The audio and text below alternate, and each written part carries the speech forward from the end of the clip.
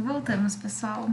Então, dando continuidade nessa aula, a gente ainda está dentro do tema, né? Formações vegetais do Brasil, ok? Mas agora a gente vai falar de formações complexas, né? A aula passada a gente falou de formações arbóreas, formações, né, de florestas. Comentamos sobre a Mata Atlântica, da Floresta de Araucárias, Floresta Amazônia e Mata de Cocais, tá? Essas são as florestas que a gente tem no Brasil. Anotem, façam essa separação no caderno de vocês, fica mais fácil na hora de estudar, tá?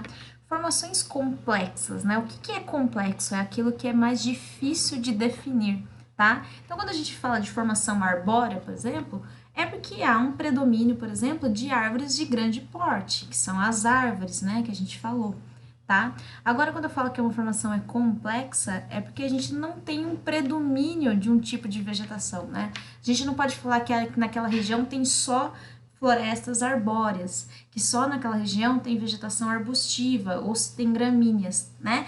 Há uma mistura dessas vegetações, por isso que a gente chama elas de complexas, tá? Então, quais são as três tipos de formação que a gente vai estudar agora, né? O cerrado, né? Vocês vão perceber que muitas das características que a gente já falou, né? A gente falou de savanas na aula passada, que é uma formação muito próxima do cerrado, então algumas características vão ser parecidas, tá? A caatinga e o pantanal, tá? Então, para vocês se localizarem aqui, a gente vai falar do cerrado agora, depois a gente vai falar da caatinga e depois a gente vai falar do pantanal, tá bom? Essa aula aqui eu acredito que vai ser um pouquinho mais curta. Então, como a gente falou, né, nas outras aulas, a gente sempre começa na localização, né, na onde se encontra esse tipo de vegetação. Professor, é importante saber a localização? Poxa vida, é muito importante, tá? Se você sabe a localização do tipo de paisagem, isso daqui já facilita bastante sua vida na hora de estudar, na hora de fazer suas anotações, tá? Então, ela está predominantemente, né, no centro-oeste brasileiro, tá certo? Mas perceba que pega um pouquinho de Minas Gerais, pega um pouquinho da Bahia, que são outras regiões, tá? Mas predominantemente ela está na região centro-oeste, tá? A gente fala que ela é complexa, né, a vegetação do cerrado, porque ela é transição de várias vegetações. Lembra que a gente comentou lá da mata de cocais, né, que a gente tinha a transição ali da floresta amazônica com a caatinga. E o que acontece aqui? Por estar no centro do país, ela conecta tipos de vegetações diferentes, né? Então, essa região aqui, por exemplo, a gente tem a floresta amazônica. Então, aqui é contato de um tipo de espécie de vegetação. Aqui, ó, a gente vai ter caatinga e vai ter floresta, vai ter mata atlântica. Então, aqui é outra área de contato com espécies diferentes. Nessa região aqui, mata atlântica, floresta de araucárias. Então, ela é contato de diferentes tipos de vegetação. E por isso disso, né, que faz ela ser tão complexa, tá? Uma característica que é importante é que são espécies caducifólias, olha lá os nominhos difíceis de novo. Elas perdem suas folhas no outono e no inverno.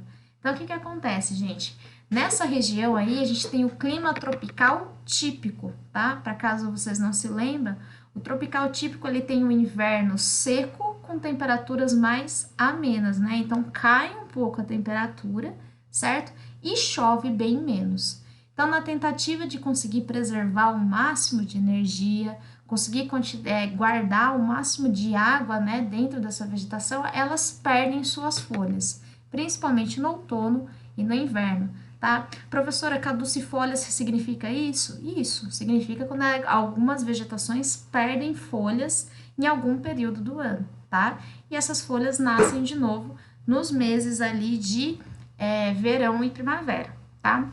Outra característica que eles vão ter é galhos e troncos retorcidos, tá certo? Então, o que isso quer dizer? De novo, né? Numa tentativa de conseguir armazenar mais umidade, água dentro da vegetação, nos meses de estiagem, nos meses de seca, eles têm essa característica de ter os galhos mais retorcidos, tá? Isso tem a ver também com o solo, tá? O solo da região centro-oeste, ele é um solo ácido, tudo bem?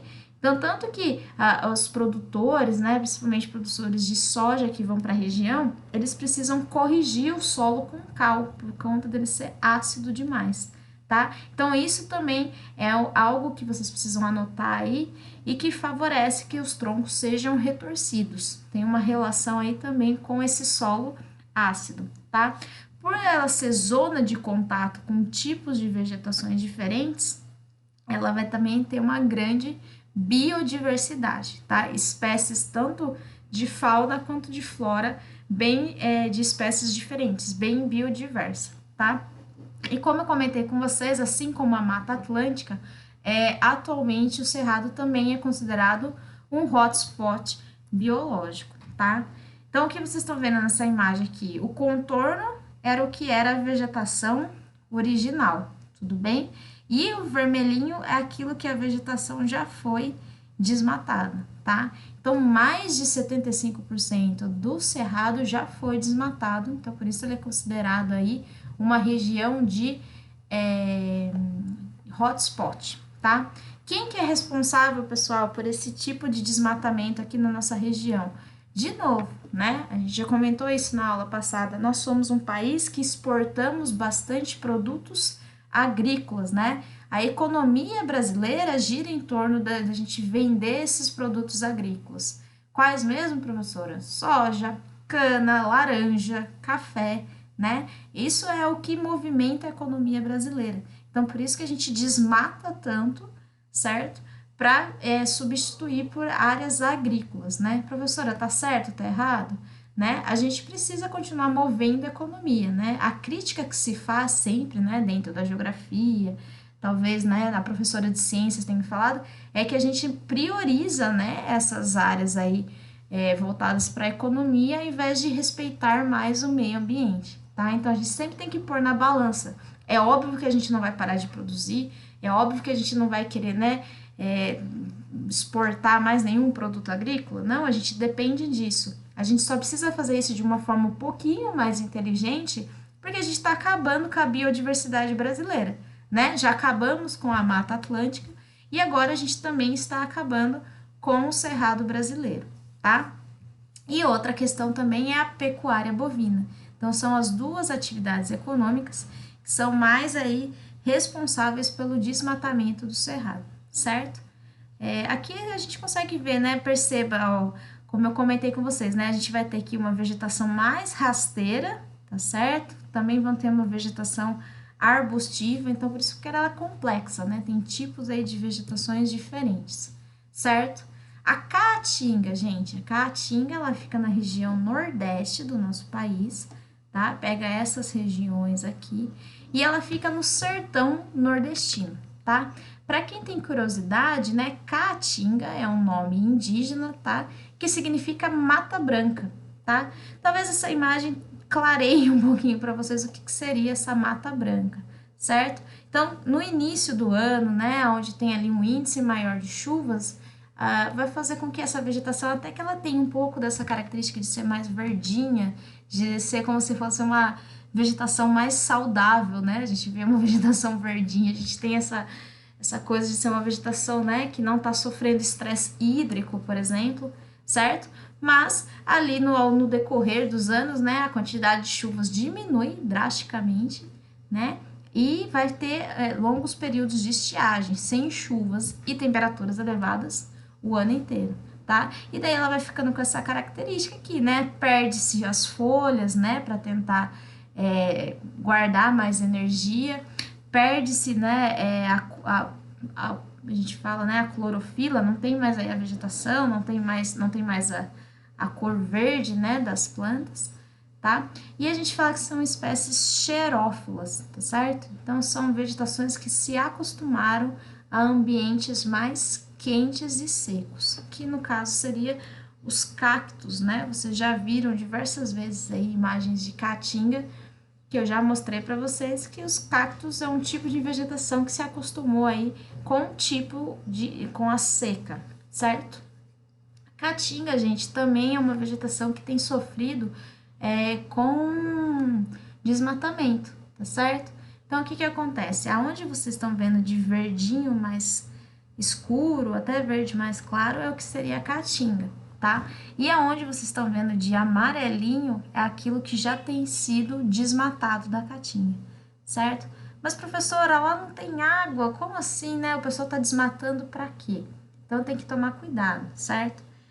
Um dos motivos, né, do desmatamento é que essa região aqui, principalmente Juazeiro, na Bahia, certo? São regiões que são utilizadas para fruticultura irrigada, tá? Vocês alguma vez já devem ter ouvido falar, vocês já devem ter ouvido falar, por exemplo, da transposição do Rio São Francisco, tá? É um rio que saía daqui da região, né, de Minas Gerais e ela passa pelo Nordeste. Então, eles têm feito o quê? Eles alteraram, né, o leito principal desse rio para levar águas para as outras regiões, né, para a população não sofrer tanto, tá? E daí as pessoas, né, os latifundiários da região, utilizam desse curso hídrico, tá, para fazer uma fruticultura irrigada. Então, eles usam da técnica de irrigação para pegar essas áreas, principalmente próximas ao Rio São Francisco, tá? Para desenvolver aí a agricultura irrigada, tá?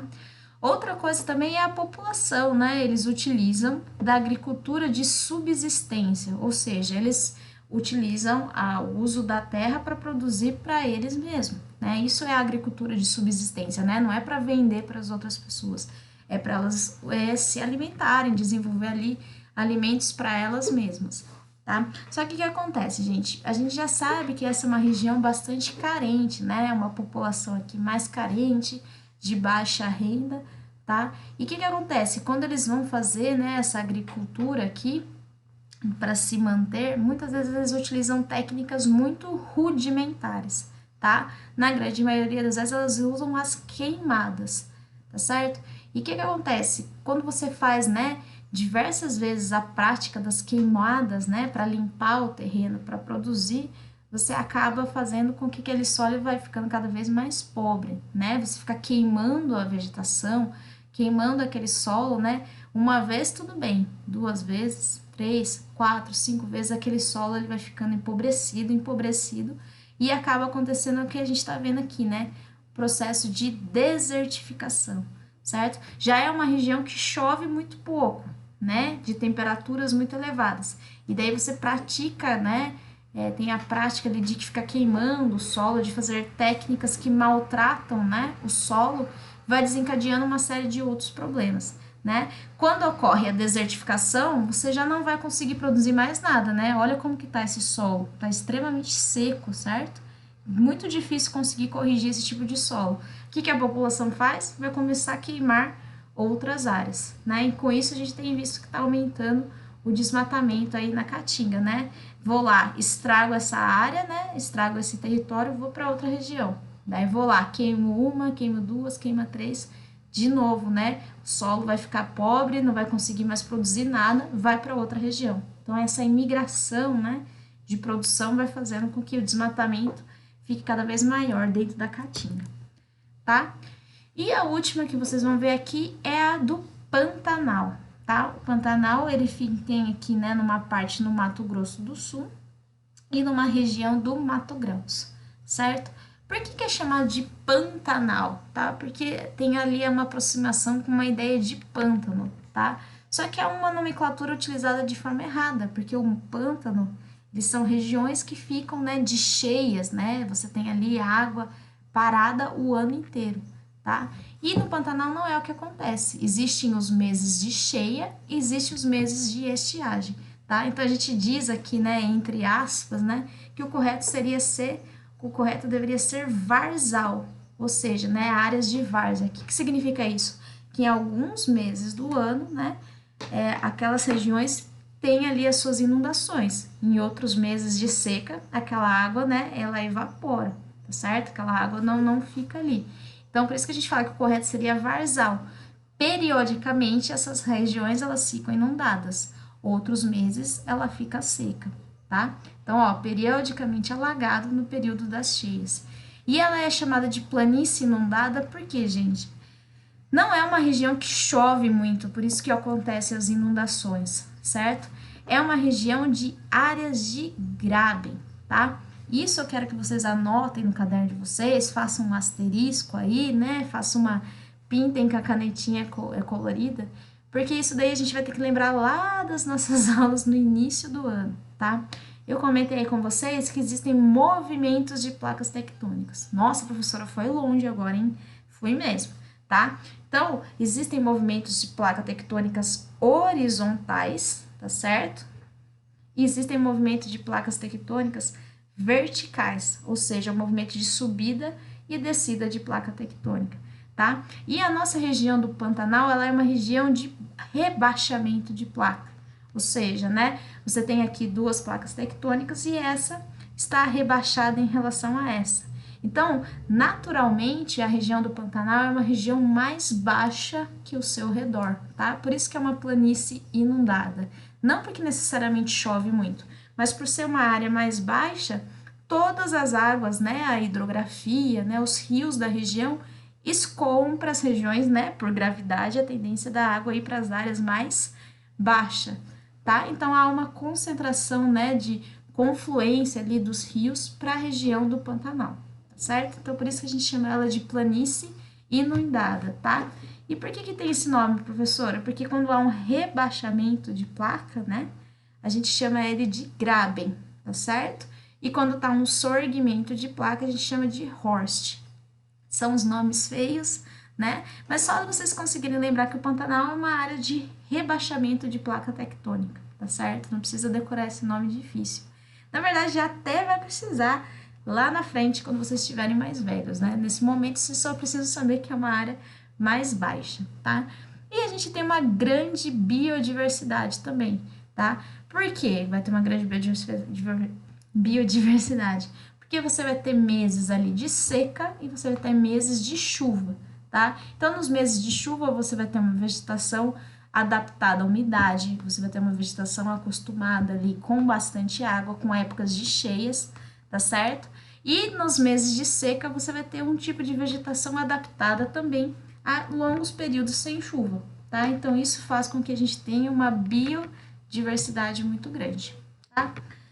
E para finalizar nossas aulas, né, eu não sei o quão vocês têm, né, o costume de acompanhar as reportagens, de ver as notícias, os jornais, né, como os pais ou os responsáveis aí de vocês, mas na atualidade, né, já faz aí pelo menos umas 2 semanas, né, acho que até mais, na verdade, que a gente está acompanhando uma grande quantidade de queimadas no Pantanal, né, então uma área equivalente a 10% de todo o Pantanal já foi destruída pelas queimadas deste ano. Incêndios continuam fora de controle. O que acontece, gente? Principalmente a região centro-oeste, né? Nessa época do ano, vocês estão percebendo que as temperaturas, né? Elas estão um pouquinho mais elevadas, né? E não chove. Então, isso favorece o desenvolvimento de queimadas naturais, certo? Mas por que a gente não vê queimadas todos os anos, professora? Há uma série de teorias, tá, pessoal?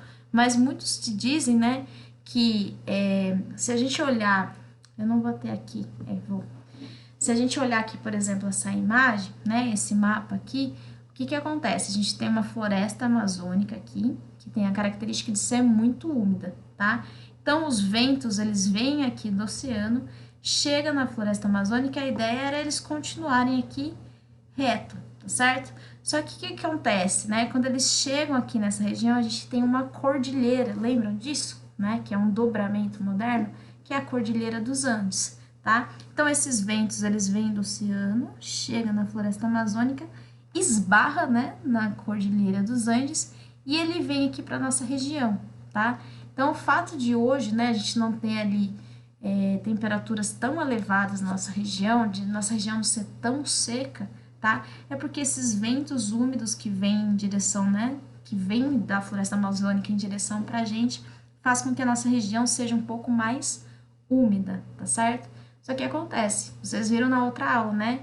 A ocorrência de um desmatamento nessa região e muitos pesquisadores, né, estudiosos têm dito que por conta do desmatamento, né, da floresta amazônica, o fato dela estar ficando fragmentada tem levado menos umidade, tá certo? Para a região aqui centro-oeste e também para a nossa região do sudeste, tá? Então, umidade que vinha antes dessa região não tá vindo com tanta mais quantidade, tá certo? Isso tem favorecido aqui o desenvolvimento de queimadas naturais no Pantanal, tá? Muito triste isso, né? Porque é um desmatamento que acontece no norte, que está impactando aqui na nossa região, que está impactando, né, o bioma do Pantanal.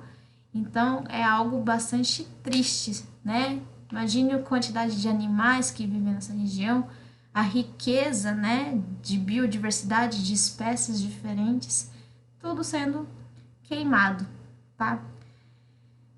Infelizmente, essa é a realidade atual, né, do nosso país. A gente não leva muito a sério a preservação do meio ambiente. A gente vai ver aí, né, de todas as formações vegetais que eu falei para vocês, não sei se vocês perceberam, mas todas eu falei de desmatamento, né? Nenhuma eu falei, é uma região que é preservada, é uma região que as pessoas respeitam, que a agricultura, que a pecuária respeita, vocês perceberam, né? Infelizmente, isso acontece bastante no nosso Brasil, né? A gente não respeita o meio ambiente, as espécies diferentes, e um dia a gente vai ter que pagar por tudo isso, né? Mas é isso, pessoal. Essa aula, como eu comentei, é um pouquinho mais curta. Espero que vocês tenham entendido. E daí agora só vai faltar, né, as formações herbáceas, que são as gramíneas, tá? E as vegetações litorâneas do Brasil. E a gente encerra aí as paisagens brasileiras, certo? Por hoje é só. Se vocês tiverem dúvidas, mandem mensagens para mim no WhatsApp. Obrigada. Bons estudos para vocês.